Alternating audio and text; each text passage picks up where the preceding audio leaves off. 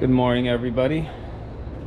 It is a couple days after I did the muffler, and while I was doing that, I noticed I had a coolant leak, and it looked like it was either a lower radiator hose or the water pump we pull. So I figured, why not just do them both? It's a high mile truck. They're guaranteed one of them's gonna go, then the other's gonna go in another couple thousand miles, so knock it out while I'm in here kind of thing. The transfer hose was also kinked and about to explode. I actually ripped it apart, taking it off. So I'm gonna do the water pump, thermostat, upper hose, lower hose. This idler pulley has a little screech to it. I'm gonna change that. Everything else seems pretty good for now. I could change that all later. Fan clutch seems good, but also gonna do the belt. Sorry about that. But this is what I'm talking about. The water pump is that they have these weep holes on the bottom side. If you look at how this was, here's the weep hole. It's all wet around it, and it was running down. And this is where your lower radiator hose mounts. So it could easily look like, oh, it's just a lower radiator hose. You change the hose. It's a pain in the ass to do if you're leaving the water pump in. And you're like, oh, why is it still leaking? Because there's a little weep hole, and that usually means once it's coming out of here, it's getting by the bearings, and that means it's gonna fail shortly. Well, technically it's already failing if it's leaking, so good chance to change it. This was only 70 bucks. The hoses are 20 bucks a piece. Belt 30, idler 25. Two things of coolant, 40 bucks. Yeah, so it's about $150 a day, all the hose clamps and whatnot, but it's worth it because this is not the kind of job you want to do 200 miles from home. So yeah, I'm gonna start cleaning up the gasket, the mating surfaces, maybe knock some of this grime off that timing cover, make it look nice, maybe even put some paint in there just to freshen it up. But I'm also seeing as my harmonic balancer is starting to deteriorate, and what happens is this outer ring is dampened by this rubber sleeve on the inside, and it starts to stretch. So that means if I was to time this with the timing light, this line right here, which is conveniently pointing straight up, would be a little bit off. It would probably be retarded a little bit. So that's something that you want to pay attention to if you're going to be timing this. But I believe with these, since it is an ECM computer controlled distributor, you would have to do it with a scan tool to be 100% accurate. So I'm not too worried about this right away, but if I ever do pull the radiator out, I'll probably go ahead and address that.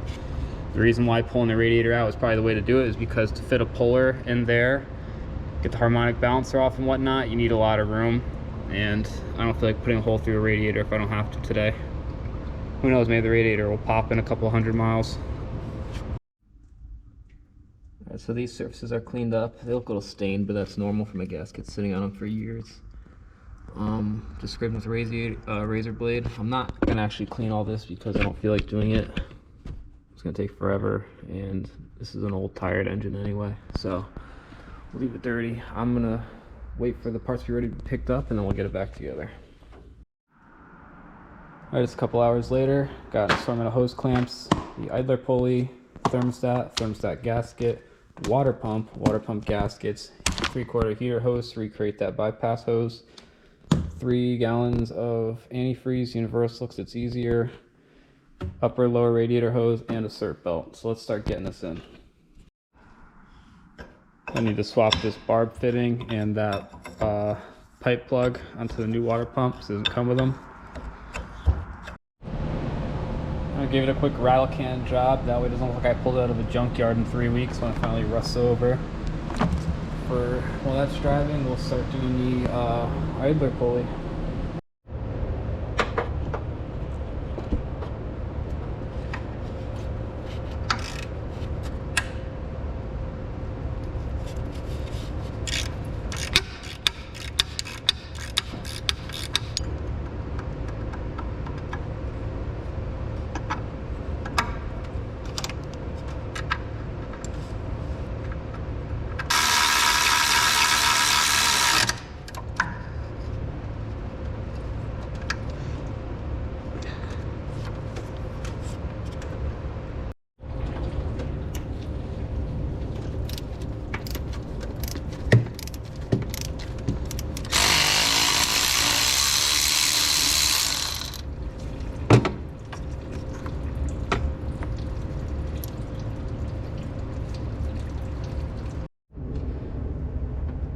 Alright, here's today's secret weapon, is the Permatex 59214 thread sealant.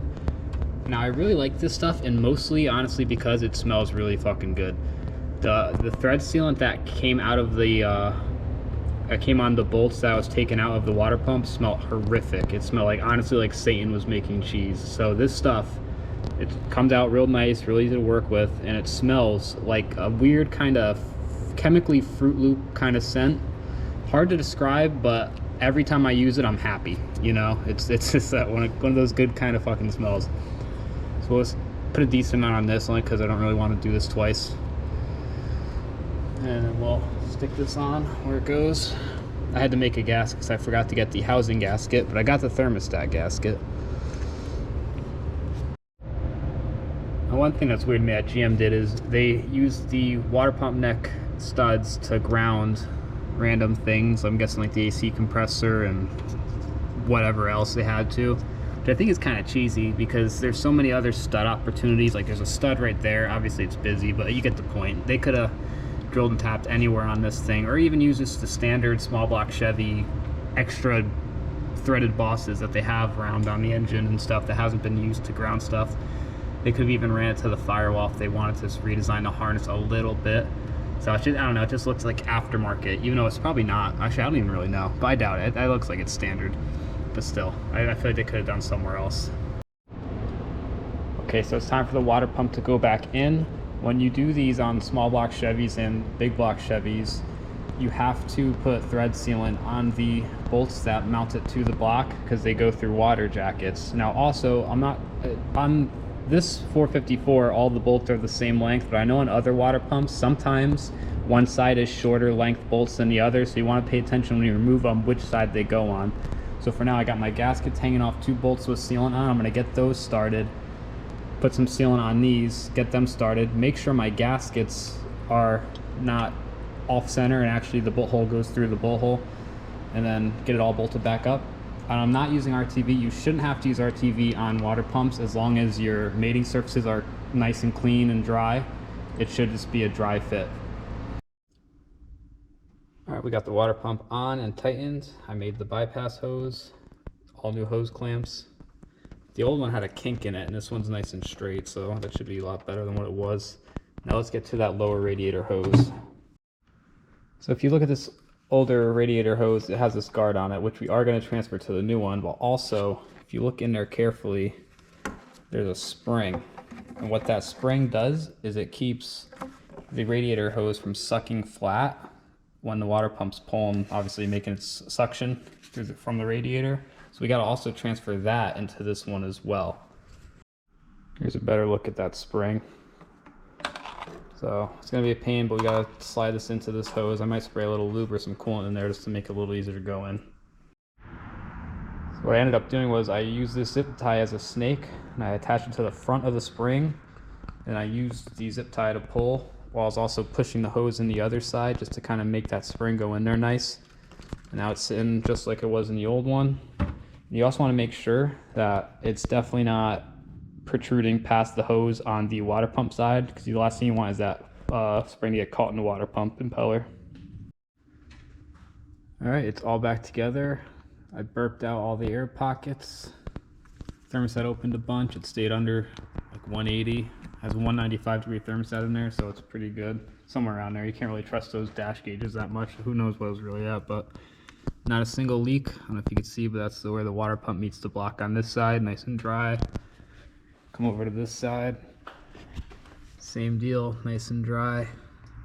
Then the thermostat housing, dry with that gasket I had to make.